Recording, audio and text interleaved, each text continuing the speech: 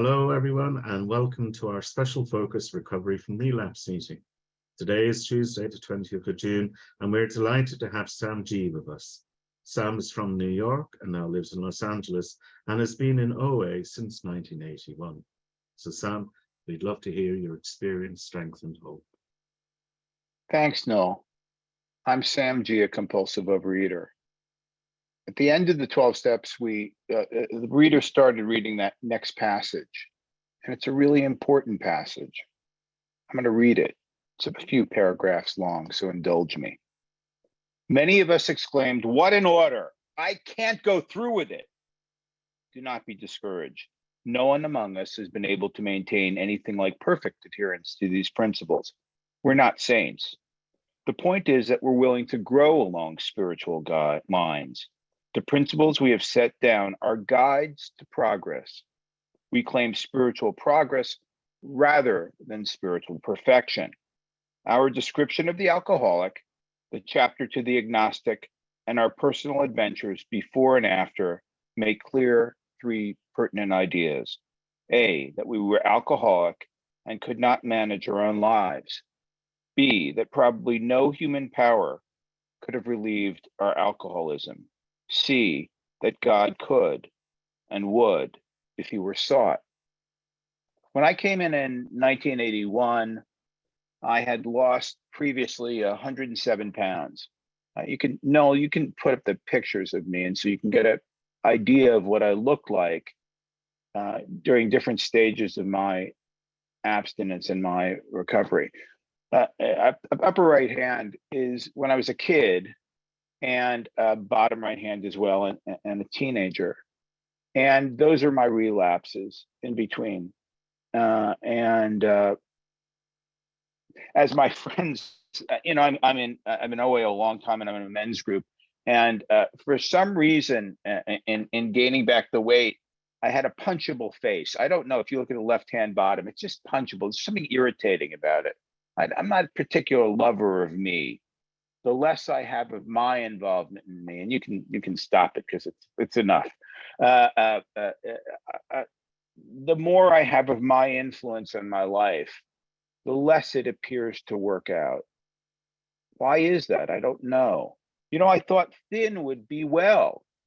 Thin wasn't well. In fact, thin just allowed me to have more energy to be dysfunctional. I wish I could tell you differently. I wish I could tell you that life changed, and it did. I lost weight initially when I was 18 for two important reasons: ego and women. That really, because I had been a fat kid. But that only lasted so long. It lasted 10 years, in fact. And then when I was in graduate school, the first time, I started gaining back the weight slowly but surely. I used exercise first because I said I couldn't go to meetings. I'm too busy.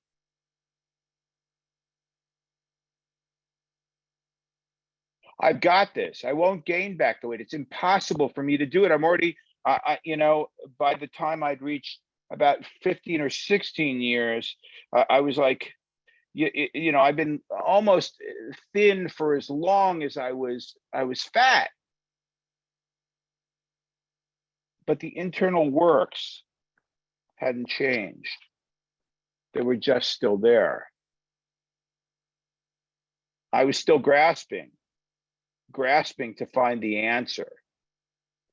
And I was always playing whack-a-mole. I don't know if you're familiar, everyone here, because we're all around the world. Whack-a-mole is a game where this little kind of hedgehog pops up out of this carnival game. And you have a mallet and you try to hammer it down. You try to hammer it down everywhere looking for a way. I wanted to look for the way to keep them all down. I don't have to do that anymore because God could and would keep me recovered if he were sought. Now, I started out as an atheist. I wasn't much, but I was all I had. And I came from a family where my mother was severely mentally ill. My father was a post-polio paraplegic in a wheelchair. He had done very well in life, but it was I went through pictures. I went through those pictures yesterday, and I don't like going through them. I'd love to tell you I do, I don't. And slowly I gained back my weight till I was heavier than my heaviest. And I had all the indicia of being a fat man. Now, I don't know if you mentioned food at this meeting, but good. Thanks, Noah. I'm because I'm in Britain. I'll tell you that in my men's group we laugh. We're funny about it, right? We have this kind of gallows humor. A lot of the people are dual addicted. I'm not, but I don't drink or use drugs because I'm afraid of that anything will take away my sobriety, will take away my abstinence with food, and I'll eat again. And I have good reason to think that, because when I went out, and I thought I was still using principles of the program. No, I was managing badly because I had no management skills at all. None. And I had all the indicia of being a fat man. I had a CPAP machine which helped me breathe. I had a fatty liver. I had fluid around my heart, which mimicked a heart attack. As I said, I couldn't bend below the equator, which is I could bend, but a little bit, and that's it. And most of my time was spent finding ways to comfort myself, because that's what a fat man does. And then I'd have outbursts of anger, outbursts of self-loathing. If I were to be honest, my life was unmanageable with and without the food. It's a relapse from recovery meeting, so I can be honest about this. I can be honest about it because when I don't have a program, when I don't have something to use, I'm left to my own devices.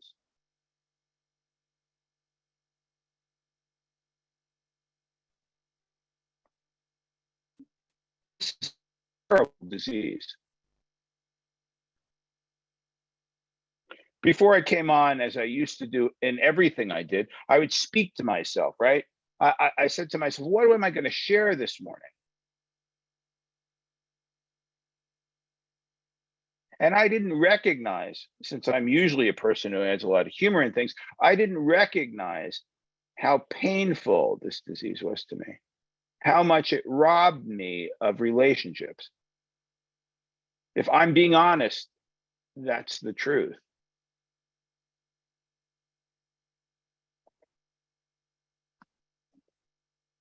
I had a mate, she died of stage 4 uterine cancer, probably related to obesity.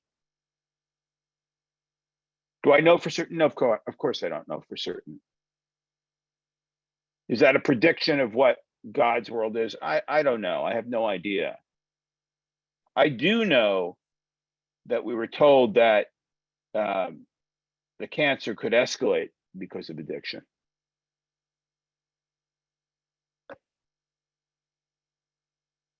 How many wasted years of trying to solve the problem am I going to employ before I realize the simple tools that are at my feet were already there?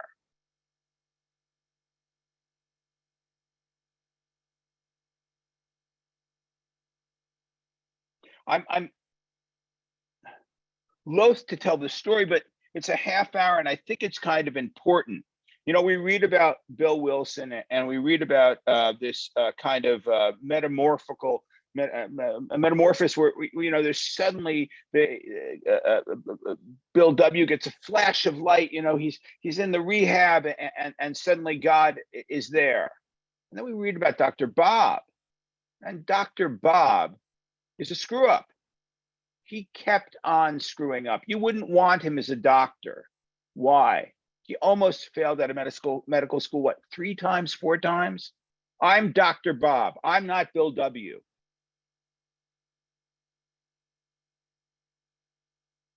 I met the founder of the program once in Los Angeles at Serenity Sunday, back when I was still abstinent and hip, slick, and cool. I thought I was. I had to think I was because I couldn't get through my day if I didn't.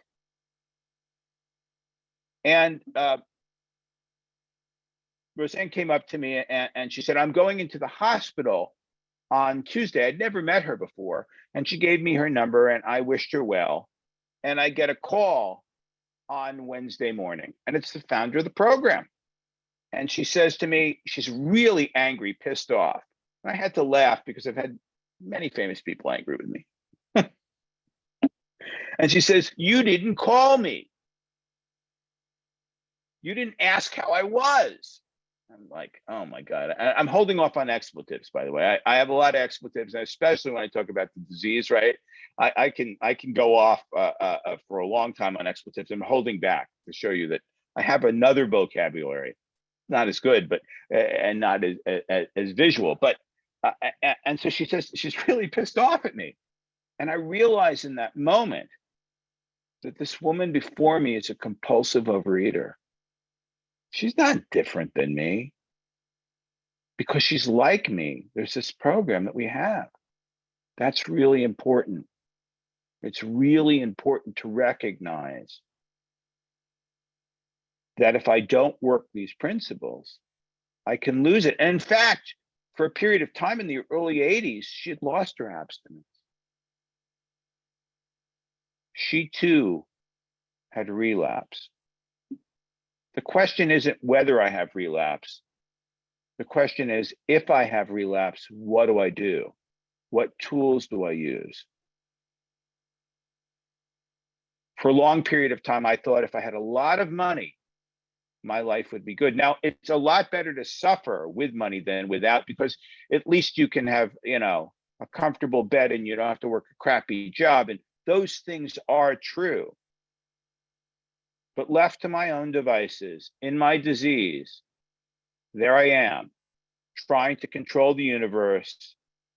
And I'm too sensitive over here. It's too warm over here. It's too cold over here. Both my girlfriend who passed away and my current girlfriend said to me, you only like a certain temperatures. It's true. I only like between 67 and 72. I don't like at other temperatures. It has to be a certain way. The food still has to be a certain way. Why is that? I think that the way that is because I didn't have a higher power in my life. In doing the steps, there's a reason why I do the steps. I do the steps because I need a relief from me. Too much of me is not a good thing. When I'm working with others, when I'm of service, my life does better. Well, what does this have to do with the food? Talk about the food. Okay, I'll mention some things because we're in Britain. I had trifle. I like trifle. After a while, I had sugar-free trifle, and I dated a British woman, and there were drippings at the bottom of the pan, and it could be roast, it could be chicken. There were potatoes in there. That's delicious, and I can focus on that. Frankly, I can focus on that for a half hour, and I can tell you intricate details about both these foods, how to make them in a diet-like way, all that stuff. But when I'm really agitated, am I taking it out on another person? The phrase is the American phrase. I don't know if it's used in Britain. Is am I having a bad day and kicking the dog? Now, I love dogs. I've got 3 dogs, so that's not the issue. But I could yell at them during a day. Sure. If I'm anxious, I can take it on another person, and that too is part of the illness. That too, make no mistake, is really important. You'll hear people in meetings who are managing. Well, I didn't have this, but I had that. Why?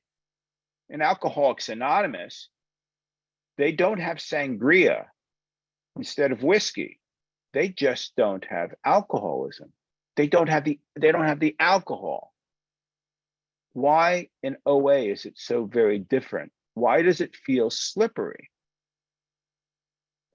It feels slippery because I have to deal with the discomfort of being abstinent. I'm going to only talk for me here, by the way. There are people come in and they tell you about this thing or this food plan or that food plan. How do I know what works for you? I have no idea. What I can tell you is what works for me. I work with a sponsor. I have a God squad of men who I work with, who I bleed out with. Bleed out means that I have to, once I'm abstinent and working on the food, all the other things in life that are very difficult, anything I talk to. I also have women I talk to just as well, but there's a core group of guys. In the morning, what do I do? And why do I do it?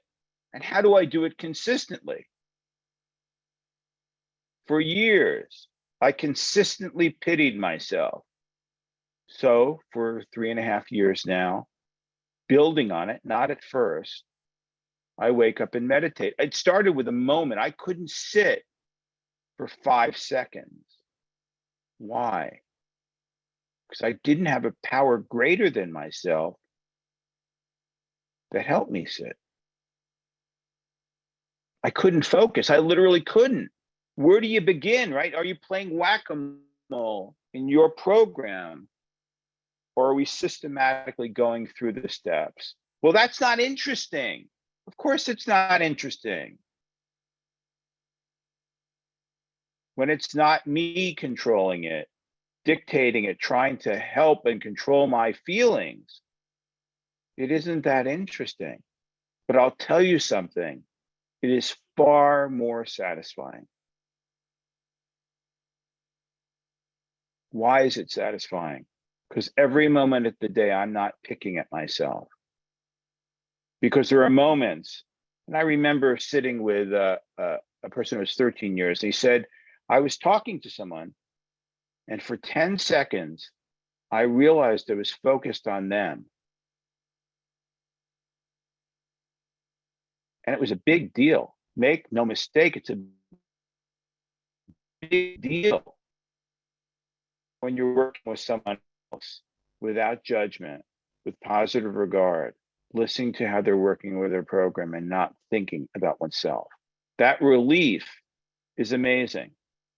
Mostly during my day with my abstinence, I have a list of abstinent foods that I abstain from, and they have to be honest. Why do they have to be honest? Because I'm not playing whack-a-mole. There is no more whack-a-mole. I went back to school. I'm multiples of 30 in my life at this age. And I went back to graduate school to become a therapist. I don't know why. That's a funny thing, you know? It's kind of like the blind leading the lame. And I'm actually pretty good at it. And of course, I'm caught up in the grades. I want to say, well, beforehand, I said, I'm just going to go back and do the best I can do. Marty's on the line, and Marty's one in my God squad of guys who I speak to all the time. And of course, the minute I get in, that changes, right? I said, well, I'm taking a statistics class and research class. As long as I pass, because it took me, 6 months to do the qualifying class to get in graduate school, because you need a statistics class. And I said, I can't do this. I won't be able to do this. And nothing could dissuade me, right? Like nothing dissuades me from when I want to binge. Nothing. I have to ask God for help. It does not, no one takes the ribs out of my hand. No one takes the chocolate cake out of my hand. And I love when people, this is the best, when people say, if we mention food, we might eat it. Have you lived in the world? When I was growing up, if you were 100 pounds overweight, and I did a little bit of the math because my high weight, right? I wanted to make sure I actually, because I thought, okay, we're in Britain, so I should know this, because every time when people mention kilograms, I'm going, what is that? I don't understand. I'm an American. I don't have empathy for anyone else. And so 260 pounds is 117.934 kilograms. Who knew that? I didn't. You can tell it to me today. I won't remember it tomorrow. And of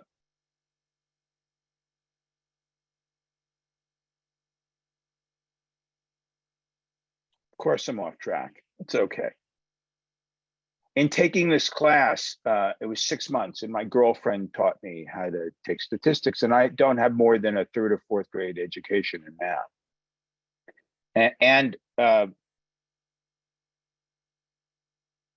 I couldn't do it. I was convinced I couldn't do it.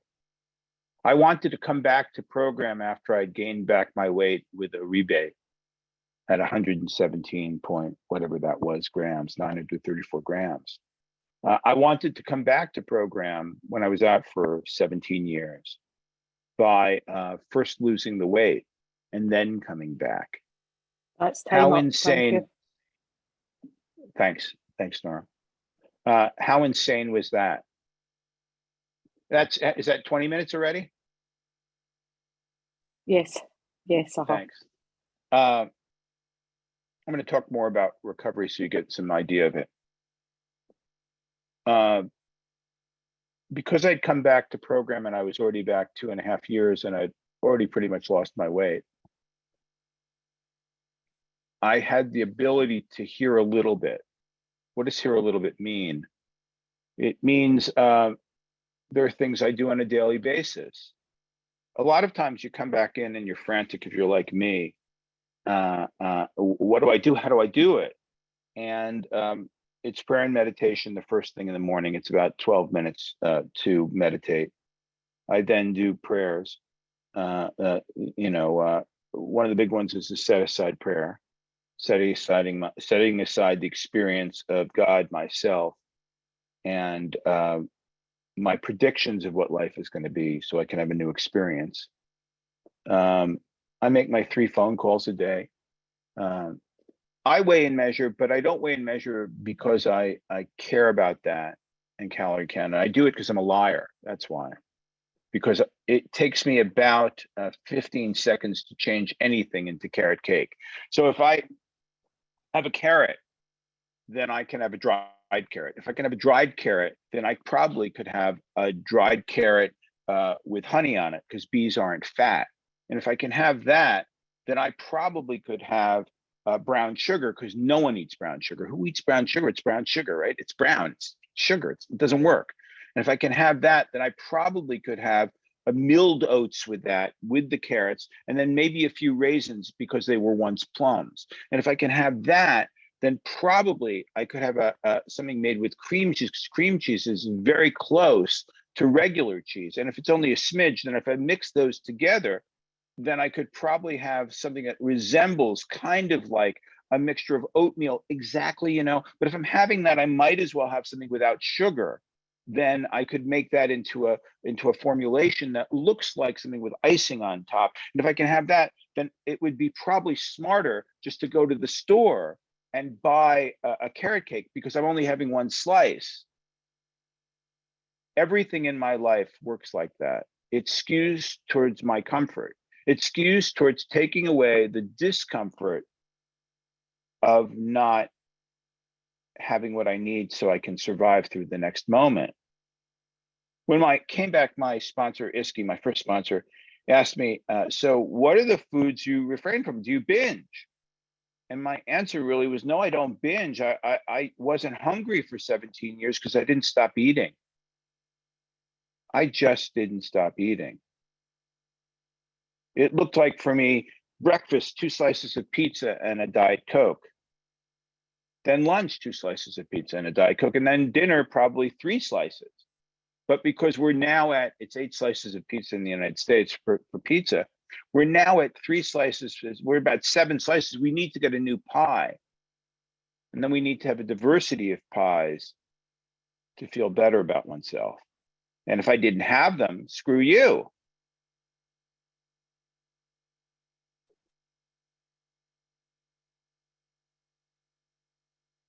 To get off that Ferris wheel required a sponsor. It required also a God squad of people. And it required doing the steps begrudgingly. I didn't want to do the 4-step at all. I thought it was good enough. Yes, I thought it was good enough. When I take action, sponsors, by the way, are not, are not infallible.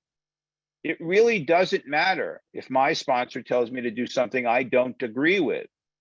I don't agree with most things that mean I'm uncomfortable.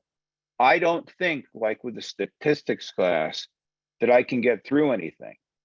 I don't. And every time I try a new experience that's similar to the old, even if it's almost identical, I have the fallback position of believing I can't do it. I'm convinced of it. I'm convinced when I came back that I wasn't going to be able to do this. What helped this time in my relapse, when I got to 260 pounds, 117.934 kilograms, was that I had enough of my experience and I was willing to have a new one. That's very important. No matter what, it wouldn't have been the one that Sam dictated. It would have been what God dictates. And that makes a huge difference. When I share my food, I take pictures of my food and I send it off to my God squad. I get to bleed out about my life with them and complain. They're the foot soldiers that I go through this with. When I close my mouth and I don't speak at meetings and I listen, I get a new experience. For years, I wrote the book about dieting, the book about relationships, all these things in my mind, and I couldn't do any of them. I lived totally cognitively in my mind because I had no ability to go through them in actual life. That's kind of a test. It's a really important test because this program has to work, actually work in real time. The relationships around me. People now cleave to me, and there are other people that don't. And can I accept that too? I get to be thin today, and that's a great benefit. Trust me, it's a great benefit to walk. It's a great benefit to not have mattresses that wear out within a minute. Able to go into any car and fit any seat. To not sweat profusely all the time. I can give you that laundry list of things. But the better one is to just be able to sit and not feel like I'm going to go out of my mind. Program does that. The progress, not perfection, is working the best I can in the moment. That's all it is. But I have to do it. And recently, I do a 10-step at night. I write at the end of the day, my 10-step. And sometimes I forget. It was 11:30 last night, and I had to wake up this morning for this 5:30 for the 6 o'clock meeting. We're Pacific Coast Standard Time in California. And what I would do prior, before my recovery, this recovery, was I would shine it on. I can handle it. It's okay. I don't have to do it. Now what's different is when I wake up in the moment to missing something, I do it. When I wake up into the moment of recognizing that I'm dishonest, I call my sponsor. I don't know what the result's going to be. Do I have to make an amends? I go through the sheet of the resentments. These things make a difference.